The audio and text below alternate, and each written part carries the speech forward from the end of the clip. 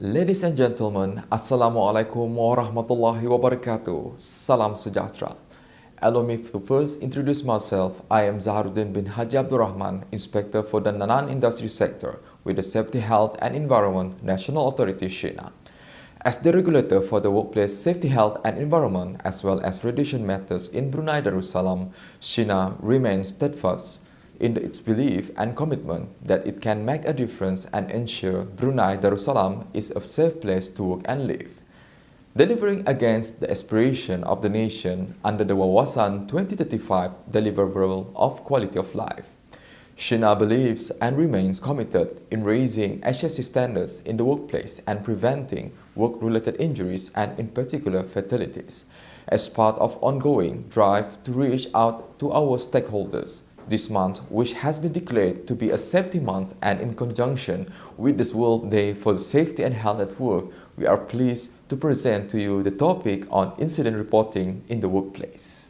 To begin, allow me to cite Section 27 of the Workplace Safety and Health Order 2009, which requires an employer and occupier, a registered medical practitioner, or any other person to notify or to submit a report to the authority, which is the Safety, Health and Environment National Authority or Shena, in the event of any accident, a dangerous occurrence, or an occupational disease in the prescribed workplace.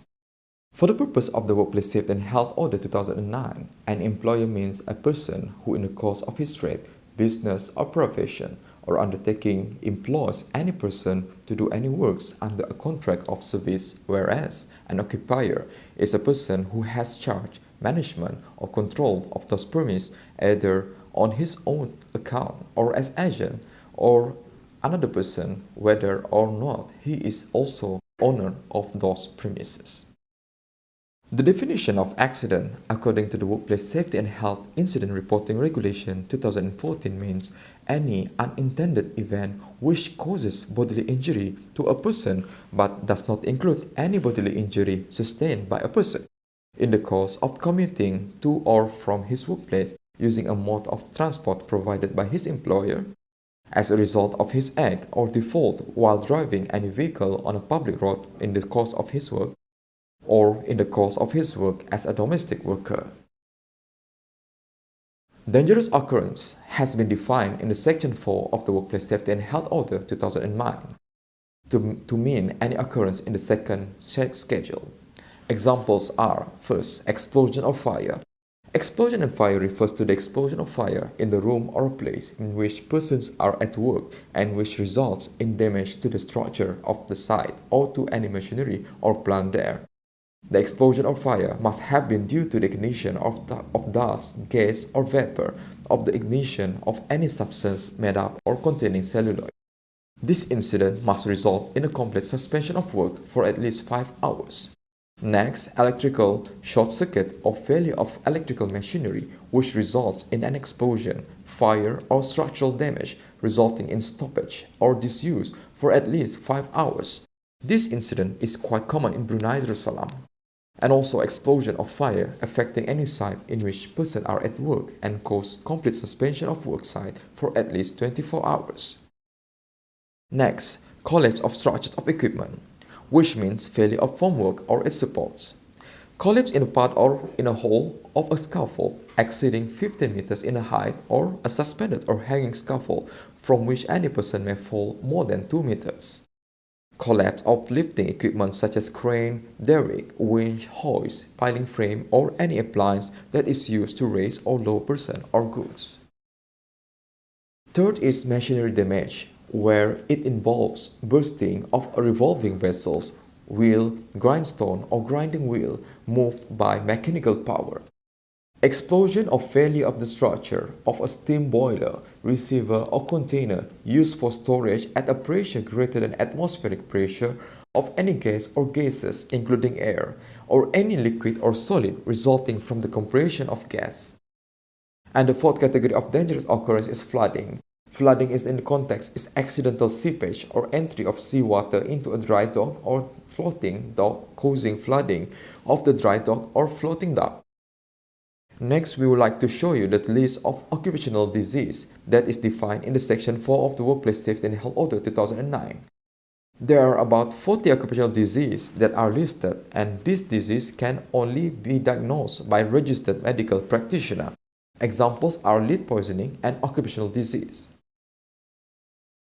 Under the Workplace Safety and Health Incident Reporting Regulation 2014, Regulation 3, where any accident at the workplace occurs which leads to the death of any employee, the employer of the workplace shall, as soon as reasonably practicable, notify Shena and submit a report for not later than 10 days after the accident.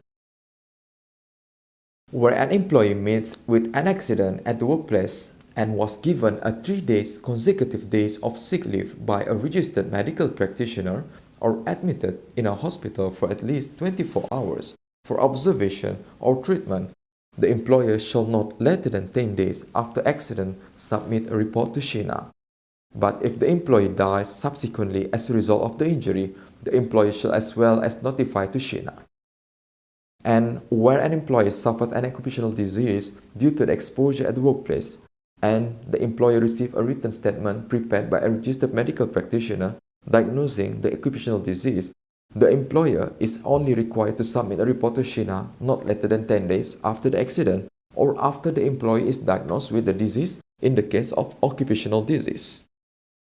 The occupier of the workplace also play a role in the workplace, as well as during accident, where if there is accident at the workplace occurs which leads to a death of any person who is not at work or any self-employed person, the occupier shall, as soon as reasonably practicable, notify Shena and submit a report not later than 10 days after the accident.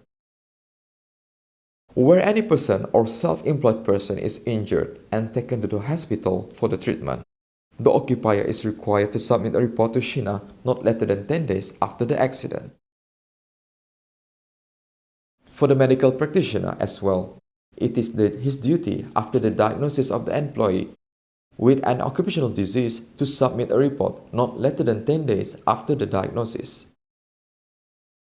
Where any dangerous occurrence occurs at the workplace, the occupier shall, as soon as reasonably practicable, notify Shena the occurrence and submit a report not later than 10 days after the occurrence. So how can employer, occupier, or medical practitioner notify and make a report to Shena? The process is simple and straightforward. You can call Shena duty phone 733-2200, which is available 24/7. The person in charge of the duty phone will advise you to go to fill up the initial incident notification IIN report form and submit to the iin@shena.gov.bn not later than 10 days. On our part, we will then assess the report and take the appropriate action. Here is some of the important information required in the initial incident notification form.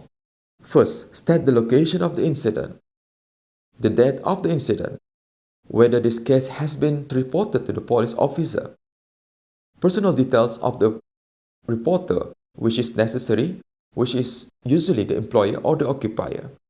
Then you need to provide the result of the incident as whether there is a fatality, property damage, as according to the listed category where you are required to, and you can tick the box as required.